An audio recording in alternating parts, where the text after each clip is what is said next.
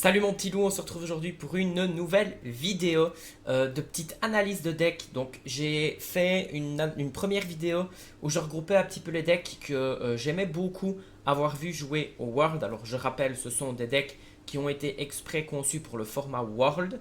Et je vais faire quelques petites vidéos comme ça pour approfondir un petit peu les decks et les modifier à ma sauce, en fonction de la méta locale bien entendu pour les championnats de 7. Et je vais essayer de les modifier pour que ça couvre un petit peu plus de match-up que ce qui était prévu au départ. On va pas faire une lettre plus longue, je vais lancer le spot publicitaire de la collab et le générique. Et puis après je ne sais même pas parler tellement il fait chaud. Et puis après, on se lancera dans la vidéo plus profondément. C'est parti, voilà, j'aurais d'autres à dire. J'aimerais te parler de cette petite collaboration que j'ai réalisée avec Carte Custom Art, alors qui m'a du coup réalisé ces deux magnifiques enchantés, donc Stygian Opener de display chanceux et Stygian donc qui évoque Hadès. Alors, ces cartes sont d'une qualité franchement incroyable. Alors, comment on commande du coup? Donc, vous allez sur le site qui est dans la description. Alors, vous voyez, il y a plusieurs licences qui sont traitées par Carte Custom Art. Donc, nous, on va cliquer sur l'Orcana parce que c'est ce qui nous intéresse. Alors, vous avez plusieurs options. Vous avez carte foil brillante, carte non foil non brillante. Alors, carte seule, carte dans un boîtier avec gradation, avec étiquette personnalisée. Incluse dans un booster de 5 cartes vraies Lorcana. Incluse dans un booster avec 10 autres vraies cartes Lorcana communes plus communes rares. Carte géante avec les dimensions, carte géante avec l'autre dimension ou en porte-clés. L'étape 1, donc du coup, on ajoute au panier. Donc nous, on va choisir une carte seule, carte foil brillante. On l'ajoute au panier. Le code promo, donc qui s'affiche à l'écran. Donc vous l'encodez ici. Vous cliquez sur valider. Une fois que votre commande est payée, vous recevez par mail du coup toute la marche à suivre pour pouvoir vous connecter. Vous accédez à la page de personnalisation. En fonction de ce que vous avez choisi, ben, moi ici j'ai choisi l'Orcana. Donc on va aller sur le Google Forms de l'Orcana. Ensuite, vous rentrez dans la partie du coup personnalisation qui est vraiment intéressante. Donc, vous choisissez le type de carte souhaitée. Donc, moi, je vais choisir. J'hésite avec, allez, améthyste. Alors, on veut une. Vous voyez vraiment, vous avez tout ce qui est possible. Donc, une iconique. Alors, design de la carte. Donc là, vous pouvez vraiment choisir le design de la carte. Alors, moi, je vais choisir iconique du chapitre 8. Alors, numéro de la carte, voilà, vous pouvez vraiment choisir ce que vous voulez comme numéro de carte. Vous pouvez choisir le booster. Vous avez la carte ancrable ou non. Moi, je vais choisir une carte ancrable. Le coût de la carte, on va choisir 4. Vous pouvez mettre le nom de la carte plus la ligne inférieure. Enfin, vous pouvez mettre tout ce que vous voulez. Classification de la carte. Enfin bref, la personnalisation, elle est vraiment, vraiment complète. N'oubliez pas le code promo qui s'affiche, STY 8, 8% de réduction sur toutes vos commandes. Bisous mon petit loup, merci pour ta ou tes futures commandes. Mouah.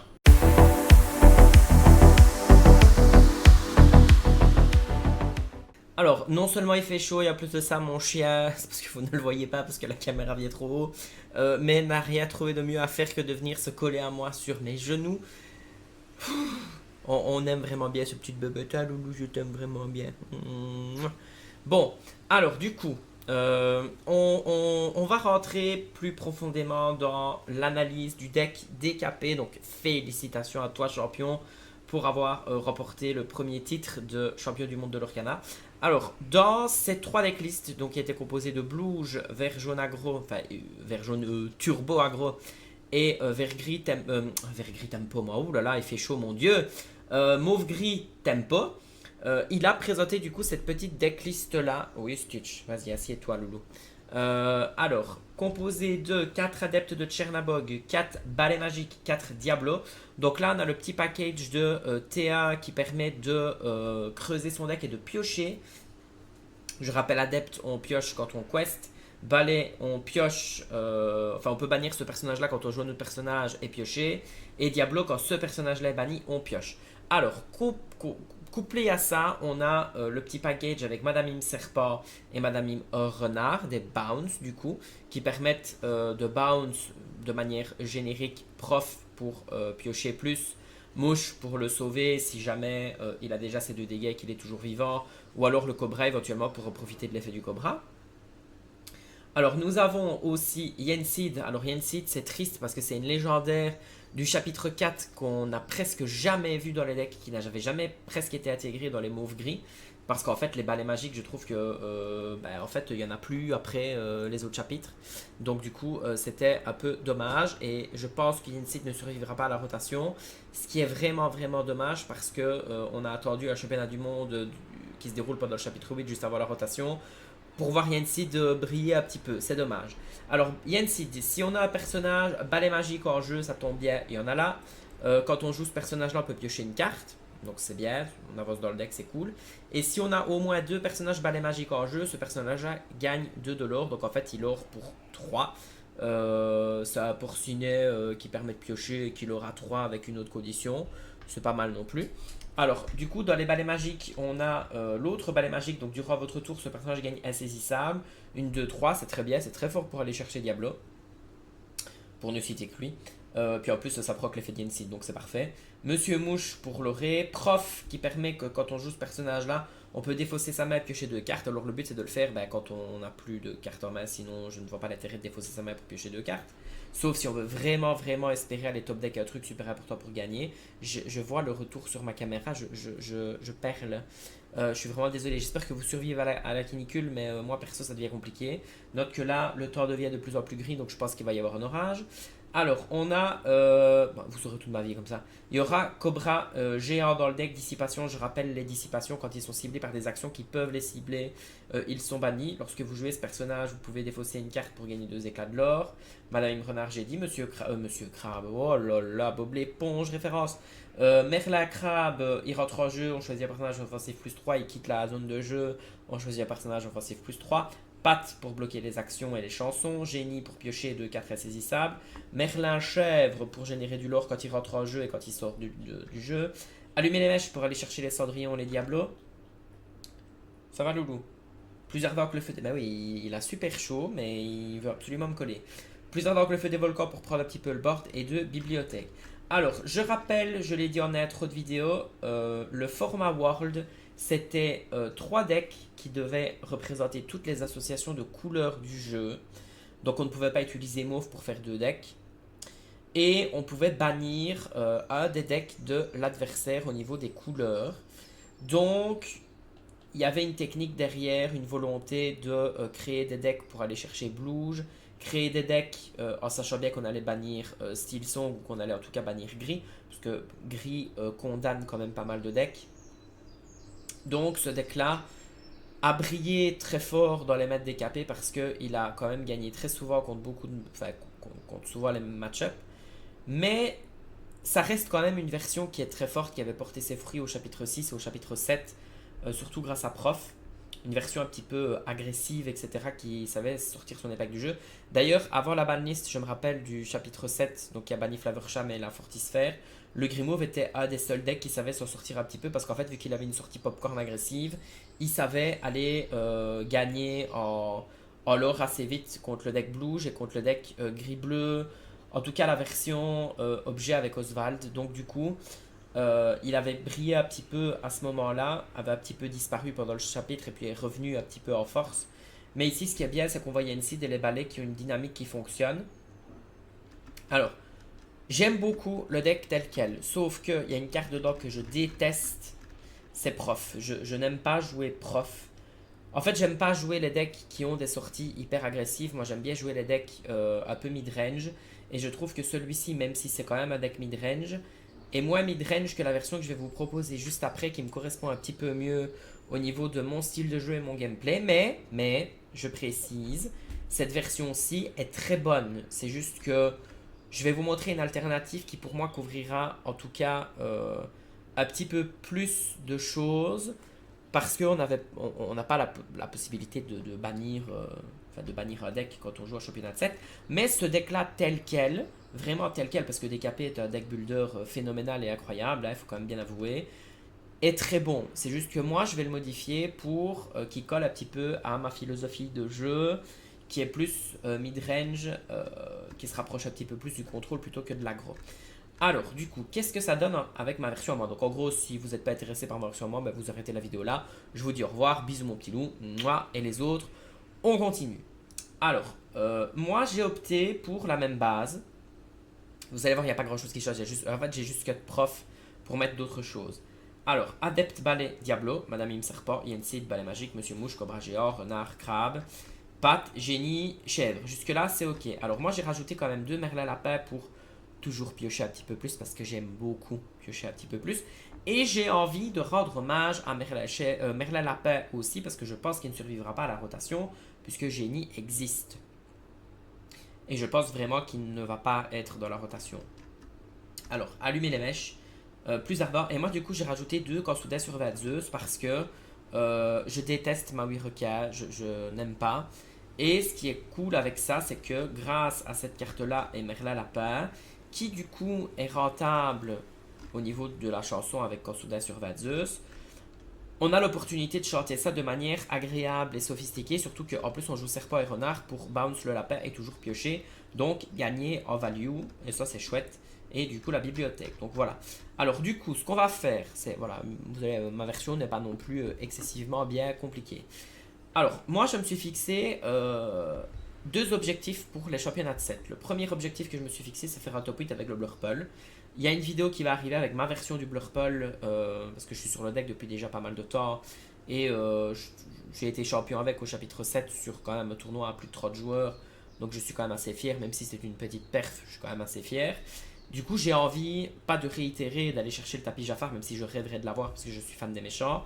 Mais je vais essayer de refaire un top 8 avec un Blurple. Une fois que j'ai réussi à faire un top 8 avec le Blurple, j'ai 4 championnats de 7. Mon objectif, c'est le faire au premier championnat de 7. Comme ça, je peux vraiment rendre hommage à ce chapitre, à tous les chapitres avant la rotation. Et j'aimerais bien, du coup, pour chaque championnat de 7 que je vais faire après, changer de deck et faire un top 8 avec.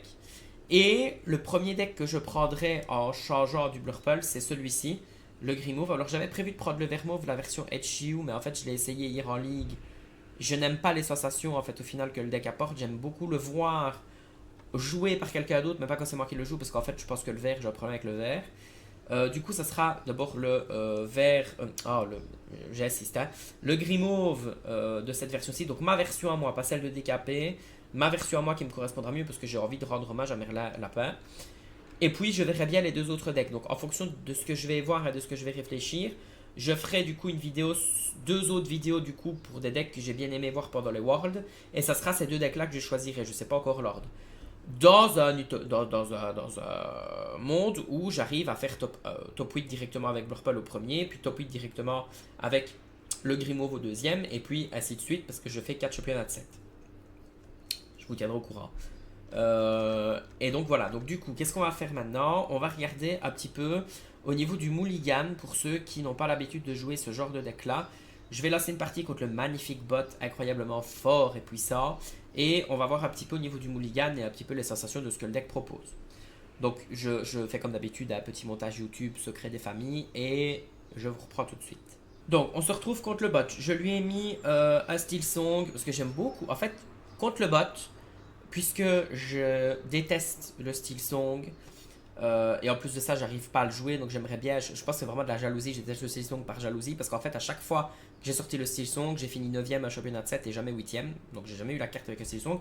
Je pense, tiens, que je choisirais la decklist d'Etchiu de son Steel Song, que je modifierai un petit peu pour quand même rajouter ce rêve bleu, parce que bon, on va quand même rendre hommage à ce rêve bleu, même si je déteste la carte, pour essayer d'arriver à avoir un top 8 avec le Steel Song. Ça va être mon challenge aussi. Voilà, je l'ai dit en vidéo, je suis obligé de le faire. Du coup, au niveau du mulligan, ce qu'on va faire, c'est que on va enlever la bibliothèque, enlever chèvre. On va garder Madame Mime Serpent pour pouvoir faire une rotation avec Magic Broom et Bounce, parce qu'on commence, et Bounce Madame Mime Serpent, puisqu'on n'a pas allumé les mèches. On va quand même, je pense, garder Strength of the Raging Fire. On va garder un Merlin Lapin, histoire de potentiellement essayer d'aller chercher une curve où on va potentiellement pouvoir chanter Strength sur Ariel pour éviter le rêve bleu trop tôt. Donc on va partir là-dessus, on va mulligan, on va voir ce que le jeu va nous donner. Donc ok, il nous donne ça, c'est bon parce que du coup s'il met Cendrillon, on pourra même se permettre de garder le balai magique et on ne se le fera pas bannir. Alors on va du coup en créer. En fait j'ai pas spécialement envie d'en créer le crabe, mais vu qu'on a allumé les mèches, toute façon, sur le tour 2, on va quand même jouer Madame Mime Serpent. Donc, ce qu'on va faire, c'est que on va en créer un des deux TA. Alors, est-ce que j'ancre Diablo ou est-ce que j'ancre Balai Magique ou alors est-ce que je le garde? Vous allez voir Stitch, voilà, qui va vous dire bonjour. Ou alors j'ancre Crabe quand même, et du coup, si j'ancre Crabe, on n'aura pas de tour 3 à jouer, donc on va le garder. Donc, on n'a pas le choix, on est obligé d'ancrer ici à tour A. Alors, je vais garder Balai Magique, on va ancrer Diablo, et on va jouer du coup Balai Magique. Voilà. On va voir ce qu'il va jouer en espérant qu'il va jouer à tour A, histoire qu'on puisse quand même. Voilà, il va jouer Rhino. Et pour éviter l'alter Rhino, on va directement aller chercher Rhino avec Allumer les mèches. Donc, on va en créer du coup. Eh ben, vous savez quoi? On va en créer. Alors, je vais quest. Je quest parce que du coup, on va faire Allumer les mèches et Adepte. Alors, je vais en créer Madame Mime Serpent. Je vais jouer Allumer les mèches pour ne pas qu'on se prenne l'alterino dans la tronche. On va jouer Adepte de Chairbog et on va bannir le balai pour piocher une carte. Ok. Donc on pourra en ancrer un des deux, c'est bien, c'est chouette. Il joue Troubadour. Donc ce qui va se passer, c'est que